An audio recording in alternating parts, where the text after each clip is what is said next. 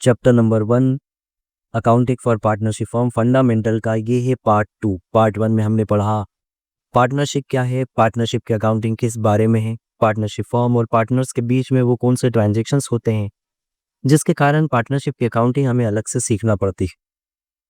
Indian partnership act 1932 के हमने कुछ प्रोविजंस पढ़े और अंत में एक क्वेश्चन भी सॉल्व किया, एक बेसिक टाइप ऑफ क्वेश्चन जिसने हमें ये समझाया कि इंडियन पार्टनरशिप एक्ट 1932 का प्रोविजन का इस्तेमाल एक क्वेश्चन को सॉल्व करने के लिए हमें कैसे करना चाहिए। इस वीडियो लेक्चर में भी हम कुछ और प्रोविजंस पढ़ेंगे, कुछ बचे हुए प्रोविजन जो इंडियन पार्टनरशिप एक्ट 1932 में दिए हैं, पार्टनर्स के राइट से रिलेटेड, पार्टनर्स की लायबिलिटी से रिलेटेड और कुछ कॉमन प्रोविजंस।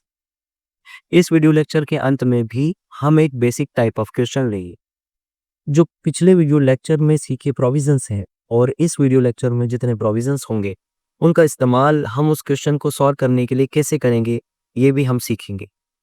पिछले वीडियो लेक्चर में हमने ये भी समझा था कि अकाउंटेंसी के पेपर में पार्टनरशिप के जितने भी क्वेश्चंस आएंगे वो कितने तरीके से पूछे जाएंगे, बेसिक टाइप ऑफ क्वेश्चंस कौन से होंगे। सबसे पहला होगा केस स्टडीज से रिलेटेड क्वेश्चन जो इंडियन पार्टनरशिप एक्ट 1932 से रिलेटेड होंगे। दूसरा टाइप था कैलकुलेशन से रिलेटेड जिसमें आपसे interest on capital, salary, commission, profit से रिलेटेड क्वेश्चन पूछे जाएंगे। तीसरा टाइप अकाउंट से रिलेटेड जहां आपसे कहा जाएगा कि आपको कोई अकाउंट बना करके दिखाना है, जैसे profit and loss appropriation account, partners का कैपिटल अकाउंट। साथ ही साथ आपसे कुछ जर्नल एंट्री करने को भी कहा जा सकता है। पिछले वीडियो लेक्चर में हमने जो प्रोविजंस स्टार्ट किए वो केस स्टडीज से रिलेटेड थे, इसी को भी हम इस वीडियो लेक्चर में भी कंटिन्यू करेंगे। लेकिन सबसे पहले वो जरूरी बात जो हमें पार्टनरशिप की अकाउंटिंग को सीखने के लिए मजबूर करे, प्रोत्साहित करे, पुश करे ताकि हम पार्टनरशिप की अकाउंटिंग में मन लगा सकें, वो है 80 नंबर के पेपर में पार्टनरशिप से रिलेटेड आपसे कितने नंबर के क्वेश्चन पूछे जाएंगे। 80 नंबर के पेपर में आपसे पार्टनरशिप से रिलेटेड 36 नंबर के क्वेश्चन पूछे जाएंगे। इस 36 नंबर के हिस्से को भी सीबीएसई ने 2 हिस्सों में डिवाइड करके सिलेबस में दिया है। एक है फंडामेंटल अकाउंटिंग ऑफ पार्टनरशिप और दूसरा गुडविल। साथ ही साथ दूसरा हिस्सा है रिकंस्टिट्यूशन और डिसॉल्यूशन ऑफ पार्टनरशिप फॉर्म से रिलेटेड। इन दोनों हिस्सों को पिछले कई सालों के एनालिसिस के बेसिस पर कई सारे इंस्टीट्यूशन ने ऐसे डिवाइड किया है। पहले हिस्से को लगभग 12 नंबर में पूछा जाएगा और दूसरे हिस्से को 24 नंबर में। ऐसे करके पूरे 36 नंबर के क्वेश्चन पार्टनरशिप से रिलेटेड आपसे पूछे जाएंगे।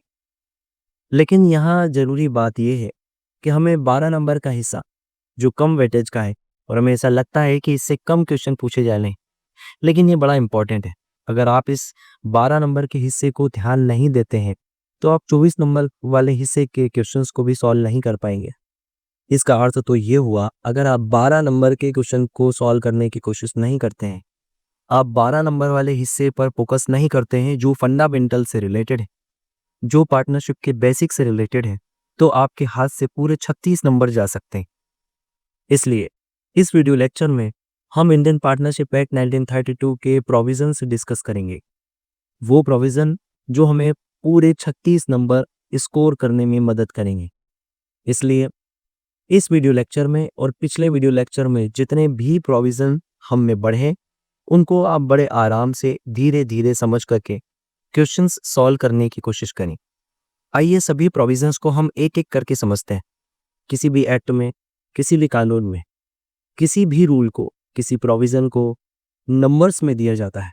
उन नंबर्स को हम सेक्शन कहते हैं, हिंदी में हम उन्हें धाराएं कहते हैं। इंडियन पार्टनरशिप एक्ट में पार्टनरशिप से रिलेटेड जितने भी प्रोविजंस दिए हैं वो सभी सेक्शंस में दिए हैं। जैसे सेक्शन नंबर 30, आइए एक एक सेक्शन को हम बड़े ध्यान से समझते हैं।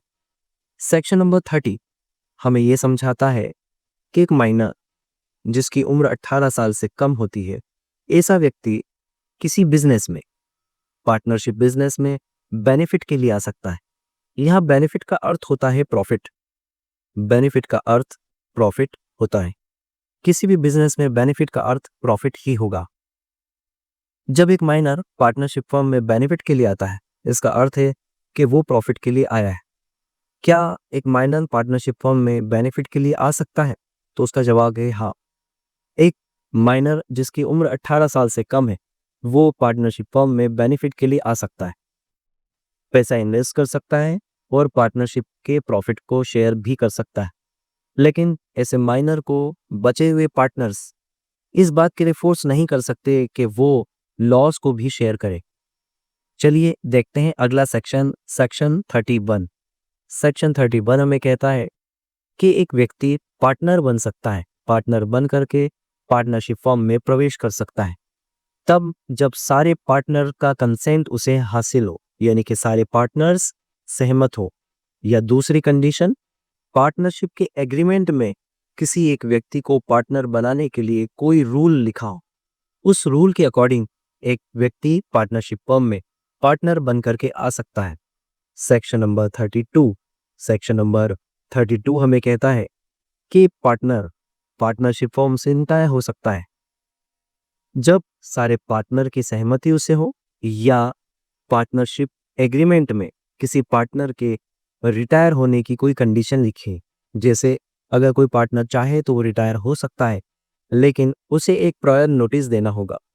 नोटिस की समय पीरियड भी पार्टनरशिप एग्रीमेंट में स्पेसिफाई किया जा सकता है। अगला सेक्शन देखते हैं, सेक्शन नंबर 35।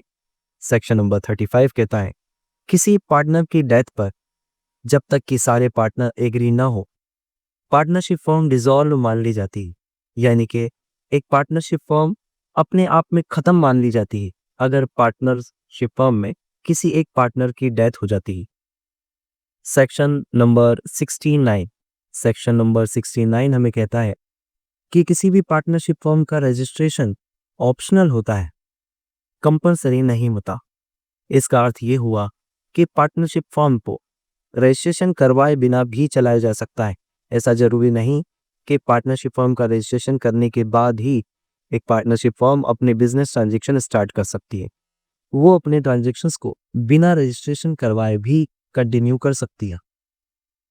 इसके अलावा हम कुछ और प्रोविजंस भी पढ़ेंगे। वो प्रोविजन पार्टनर्स के राइट्स से रिलेटेड है। आइए एक एक करके सभी राइट्स को डिस्कस करेंगे। सबसे पहला, पार्टनर्स का राइट। सबसे पहला राइट ये कहता है कि एक पार्टनर को ये राइट है कि वो बिजनेस मैनेजमेंट में पार्टिसिपेट कर सके। उसे इस बात के लिए कोई मना नहीं कर सकता कि वो पार्टनरशिप के मैनेजमेंट में पार्टिसिपेट नहीं कर सकता। राइट दूसरा दूसरा राइट ऐसा कहता है कि एक पार्टनर बिजनेस मैटर में, यानी कि बिजनेस से संबंधित किसी भी मामले में कोई डिसीजन लिया जा रहा है तो उससे कंसल्ट करना जरूरी है। एक पार्टनर के पास ये पूरा अधिकार है कि जब बिजनेस के बारे में कोई डिसीजन लिया जाए तो हर पार्टनर से कंसल्ट किया जाए, यानी कि हर पार्टनर को हर बिजनेस मामले की जानकारी होनी चाहिए। अगला राइट कहता है कि अगर कोई पार्टनर बिजनेस के ट्रांजैक्शंस पर डाउट रखता है तो वो बुक्स ऑफ अकाउंट्स को इंस्पेक्ट कर सकता है, उनकी जांच कर सकता है। लेकिन अगर कोई पार्टनर उन बुक्स की इंस्पेक्शन से भी सेटिस्फाई नहीं होता है तो बुक्स की एक कॉपी अपने साथ लेकर के जा सकता है, ताकि वो बाद में उन सब बुक्स की जांच करके और अपने आप को सेटिस्फाई कर सके। अगला राइट ऐसा कहता है कि एक पार्टनर अगर पैसा लगाता है तो उसे प्रॉफिट पूरा पाने का अधिकार है, लेकिन साथ ही साथ उसे लॉस भी शेयर करना होगा, लेकिन करना होगा एग्रीड रेशो में। अगर उन्होंने कोई एग्रीमेंट किया है, लेकिन अगर पार्टनर्स ने कोई एग्रीमेंट नहीं किया, ऐसे केस में भी पार्टनर को प्रॉफिट पाने का अधिकार है, लेकिन इक्वल प्रॉफिट पाने का अधिकार है। अगला राइट ये कहता है कि अगर किसी पार्टनर ने पार्टनरशिप फर्म को लोन दिया है, ऐसी स्थिति में पार्टनर ने अगर कोई एग्रीमेंट किया है तो उस एग्रीमेंट के अनुसार इंटरेस्ट प्राप्त करने का उस पर उसके पास पूरा अधिकार है, अगर उसने पार्टनरशिप फर्म को लोन दिया है। साथ ही साथ ये ऐसा भी कहता है कि अगर किसी पार्टनर ने एग्रीमेंट नहीं किया है तब भी उसे इंटरेस्ट पाने का अधिकार है, लेकिन सिर्फ 6% पर एनम। इस केस में कोई पार्टनर कोई क्लेम नहीं कर सकता, ऐसा नहीं कह सकता कि मुझे कितना ही इंटरेस्ट चाहिए, कोई स्पेसिफिक रेट ऑफ इंटरेस्ट की मांग नहीं कर सकता। अगला राइट ये कहता है कि एक पार्टनर अपने विवेक से, अपनी बुद्धि लगा करके बिजनेस के बेस्ट इंटरेस्ट में डिसीजन ले सकता है। ये उसका पूरा पूरा अधिकार है। अगला राइट ऐसा कहता है कि एक पार्टनर के पास ऐसा कोई राइट नहीं है कि किसी वो एक व्यक्ति को पार्टनर बना दे, किसी को वो पार्टनर के रूप में प्रवेश दिला दे। ऐसा किसी एक अकेले पार्टनर के पास कोई भी राइट नहीं। लेकिन हर एक पार्टनर के पास एक ऐसा राइट है कि वो चाहे तो पार्टनरशिप फॉर्म से रिटायर हो सकता है, लेकिन सिर्फ एक प्रॉपर नोटिस देने के बाद। जब वो पार्टनरशिप फॉर्म को छोड़ना चाहता है तो पार्टनरशिप फॉर्म को छोड़ सकता है, लेकिन उसे प्रायर इंटीमेशन देना होगा। मतलब उसे पहले से बताना होगा कि वो पार्टनरशिप फॉर्म को छोड़ करके जाना चाहता है। चलिए अब देखते हैं कुछ लायबिलिटीज। पार्टनर्स की कुछ लायबिलिटीज भी होती हैं। जैसे सबसे पहली लायबिलिटी हमारे सामने, कोई पार्टनर बिजनेस के कंपटीशन में किसी अपने प्राइवेट बिजनेस को खड़ा करके बाकी पार्टनरों की सहमति के बिना प्रॉफिट नहीं कमा सकता। लेकिन अगर कोई पार्टनर ऐसा करता है और प्रॉफिट भी कमाता है तो ऐसा कमाया हुआ प्रॉफिट उसे पार्टनरशिप फर्म को देना होगा। इस प्रकार का सारा कमाया प्रॉफिट पार्टनरशिप फर्म को देना होगा, क्योंकि पिछले वीडियो लेक्चर में हमने पार्टनर का एक स्टेटस डिस्कस किया था। वो डिस्कस था पार्टनर पार्टनरशिप फर्म का और बचे हुए पार्टनर्स का एजेंट है। वो मालिक भी है लेकिन एजेंट भी है। बिजनेस के कनेक्शन से बिजनेस के कंपटीशन में अगर कोई वो प्रॉफिट पर्सनली कमाता है तो ऐसा कमाया हुआ प्रॉफिट पार्टनरशिप फर्म का माना जाएगा। ऐसे केस में जितना भी प्रॉफिट वो कमाता है उसे पार्टनरशिप फर्म को वापस चुकाना होगा। देखते हैं अगली लायबिलिटी। अगली लायबिलिटी कहती है कि अगर किसी पार्टनर में पार्टनरशिप फर्म के कनेक्शन से, पार्टनरशिप फर्म के किसी ट्रांजैक्शन से, पार्टनरशिप फर्म की प्रॉपर्टी का इस्तेमाल करके अगर कोई प्रॉफिट कमाया है, जैसे एक एग्जांपल भी हम सामने लेते हैं। A partner gets a commission from the seller of goods on goods. Goods को सेल करने वाला, गुड्स को सप्लाई करने वाला पार्टनरशिप फर्म का सप्लायर अगर कोई गुड्स पार्टनरशिप फर्म को सेल कर रहा है, लेकिन कोई एक पार्टनर इंडिविजुअली उससे कमीशन की मांग करता है और वो कमीशन कमा भी लेता है, तो ऐसा कमाया हुआ कमीशन पार्टनरशिप फर्म का ही माना जाएगा, क्योंकि एक पार्टनरशिप फर्म का पार्टनर एजेंट है। इसलिए आपका डिसीजन होना चाहिए कि पार्टनर को ऐसा कमाया हुआ profit so earn shall be paid to the firm. ऐसा कमाया हुआ प्रॉफिट पार्टनरशिप फर्म को वापस चुकाना होगा।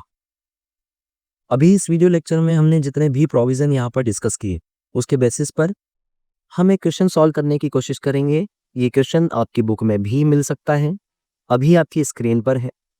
इस क्वेश्चन में कुछ केसेस आपको दिए हैं, ए, बी, सी, डी और ई। इन 4-5 केसेस में आपको कुछ अलग अलग कंडीशंस दी। इन कंडीशंस को आपको समझना है और सॉल्व करना है। हम एक एक करके एक एक कंडीशन को सॉल्व करेंगे। जितने भी इंडियन पार्टनरशिप एक्ट 1932 के प्रोविजंस हमने पढ़े उनका इस्तेमाल यहाँ करेंगे। आइए हम एक एक करके एक एक प्रोविजन को समझते हैं। पहली समस्या, पहली कंडीशन आपके सामने। सबसे पहला केस आपके सामने आपकी स्क्रीन पर। Following differences have arisen among P, Q and R. P, Q और आर 3 पार्टनर्स हैं, उनके बीच में कुछ डिफरेंसेस आ चुके। डिफरेंसेस यानी कि मतभेद, उनके बीच में कुछ मतभेद हो चुके हैं और कुछ अलग अलग कंडीशंस आपको दी है। सबसे पहली कंडीशन इसी के साथ अटैच है। P used 20,000 belonging to the firm. P ने फर्म के 20,000 रुपये इस्तेमाल कर लिए and made a profit of 5,000, और उसने साथ में 5,000 रुपये का प्रॉफिट भी कमा लिया। Q and R want amount to be given to the firm. Q और आर चाहते हैं कि उसने जितना भी प्रॉफिट कमाया, जो 5,000 रुपये है, सारा प्रॉफिट वो पार्टनरशिप फर्म को चुकाए। यहाँ पर हम क्या कर सकते हैं? यहाँ आपका डिसीजन क्या होना चाहिए? ये 20,000 रुपये पार्टनरशिप फर्म की प्रॉपर्टी है, ये पार्टनरशिप फर्म की कैपिटल है।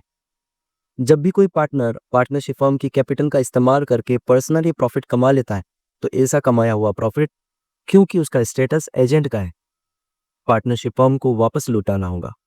इसलिए हमारा आंसर क्या होगा और उसका एक्सप्लेनेशन क्या होगा? ये समझते हैं।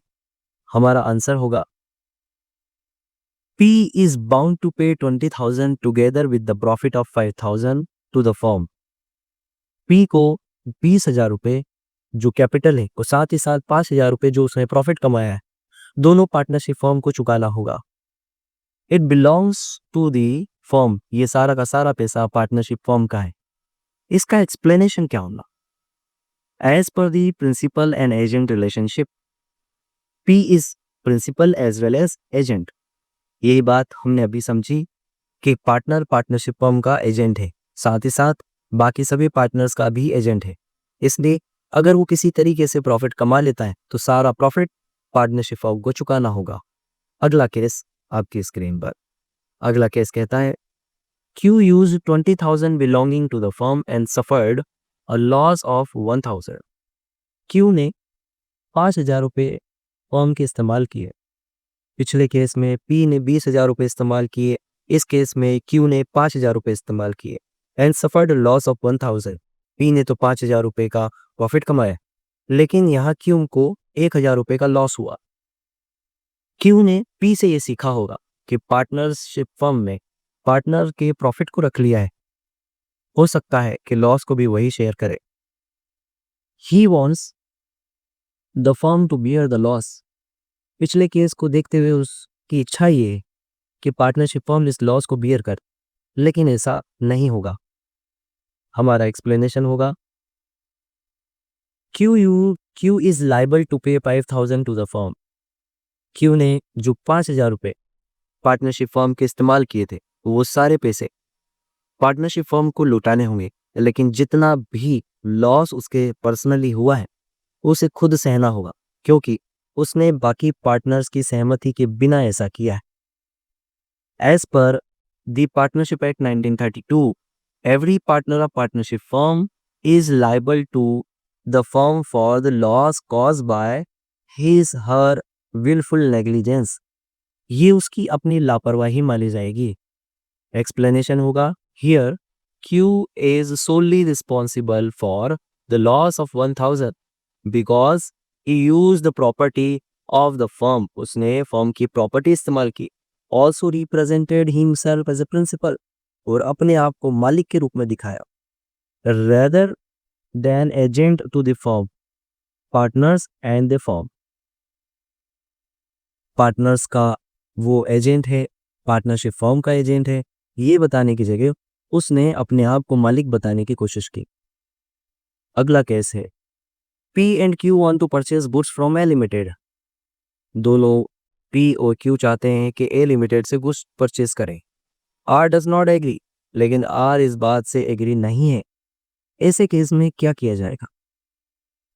इंडियन पार्टनरशिप एक्ट 1932 हमें साथ साथ ये भी कहता है कि जब बिजनेस मैटर्स होंगे, बिजनेस अफेयर्स होंगे, तो बिजनेस मैटर्स का डिसीजन मेजॉरिटी के बेसिस पर लिया जाएगा। इसलिए P and Q A limited से गुड्स को खरीद सकेंगे, चाहे R उस बात से एग्री हो या ना हो। इसलिए हमारा आंसर और एक्सप्लेनेशन होगा P and Q may buy goods from A Limited. Explanation as per the Partnership Act 1932. Partner has the right to buy and sell the goods without consulting the other partner unless the public notice has been given by the partnership firm to restrict the partners to buy and sell. Public notice नाम का एक document जो किसी भी partner को इस बात के लिए रोकता है कि वो किसी बिजनेस डिसीजन को वो नहीं ले सकता जब तक कि ऐसा कोई नोटिस, ऐसा कोई डॉक्यूमेंट किसी के एक्शन को, किसी के ट्रांजैक्शन को रोकने के लिए, किसी के डिसीजन को रोकने के लिए न लिया गया, तब तक एक पार्टनर पार्टनरशिप फर्म के लिए डिसीजन ले सकता है और ए लिमिटेड से गुड्स खरीदा जा सकता है। इसलिए ऐसे डिसीजन को मेजॉरिटी के बेसिस पर भी लिया जा सकता है। अगला केस कहता है Q and R want to admit C as a partner. Q और R चाहते हैं कि वो C को एडमिट कर ले। P does not agree. हमने अभी तक ये सीखा है कि जब तक सारे पार्टनर एग्री ना हो, पार्टनरशिप फर्म में किसी भी व्यक्ति को पार्टनर नहीं बनाया जा सकता। इसलिए हमारा जजमेंट होगा C will not be admitted because one of the partner P is not agreed to the C admission of C. जब तक C के एडमिशन के लिए P भी एग्री नहीं हो जाता है, तब तक सी को पार्टनरशिप फर्म में एडमिशन नहीं दिया जा सकता है। Last case R had given loan of 1000 to the firm and demands interest at the rate of 10% per annum. P and Q do not want to pay the interest. R ने partnership firm को 1 लाख रुपए का loan दिया है और वो चाहता है कि उसको 10% पर एनम का इंटरेस्ट मिले, लेकिन P और Q इंटरेस्ट नहीं देना चाहते। ऐसे केस में जब कोई एग्रीमेंट ना हो, वो पार्टनर जिसने पार्टनरशिप फर्म को लोन दिया है उसे कम से कम इंटरेस्ट मिलना चाहिए। वो कम से कम रेट ऑफ इंटरेस्ट है 6% पर एनम। इस पार्टनर को भी यानी कि आर को भी कम से कम 6% पर एनम का हिसाब से 1 लाख रुपए का 6000 इंटरेस्ट दिया जाएगा। एक्सप्लेनेशन और आंसर होगा P and Q are not correct. मतलब यहाँ कोई भी सही नहीं है। आर 10% इंटरेस्ट मांगता है, वो भी सही नहीं है। P एंड Q देना ही नहीं चाहते, ये भी सही नहीं है। Interest will be allowed at the rate of 6% per annum as per Indian partnership act 1932। As per partnership act, in the absence of partnership agreement, the interest on the partner's loan is allowed at 6% per annum as per Partnership Act 1932। हम इस तरीके से explanation भी लिख सकते हैं। ये था हमारा एक बेसिक क्वेश्चन जिसको सॉल्व करके हमने ये सीखा कि इंडियन पार्टनरशिप एक्ट 1932 के प्रोविजंस का इस्तेमाल करके हम एक क्वेश्चन को कैसे सॉल्व कर सकते हैं। इंडियन पार्टनरशिप एक्ट 1932 से रिलेटेड केस स्टडीज को हम कैसे सॉल्व कर सकते हैं। इस वीडियो लेक्चर में हमने सभी प्रोविजंस को लगभग कवर किया है, इसलिए ये वीडियो लेक्चर बेसिक के लिहाज से कंप्लीट है। अगले वीडियो लेक्चर में हम कैलकुलेशंस को भी समझेंगे, साथ ही साथ अभी तक जो प्रोविज़न पढ़े, जितने रूल पढ़े, उन सभी का इस्तेमाल उन कैलकुलेशंस को करते वक्त भी कैसे किया जाए वो भी समझेंगे। आपने अगर पिछला वीडियो नहीं देखा है तो ज़रूर देखें। सभी वीडियोस को एक कंटिन्यूटी में देखें, किसी भी वीडियो को स्किप ना करें, क्योंकि कोई भी प्रोविज़न, कोई बात जो बड़ी इम्पोर्टेंट है, अगर आप नहीं समझते हैं तो एक्सप्लेनेशन भी गलत करेंगे और क्वेश्चन भी सॉल्व नहीं कर पाएंगे।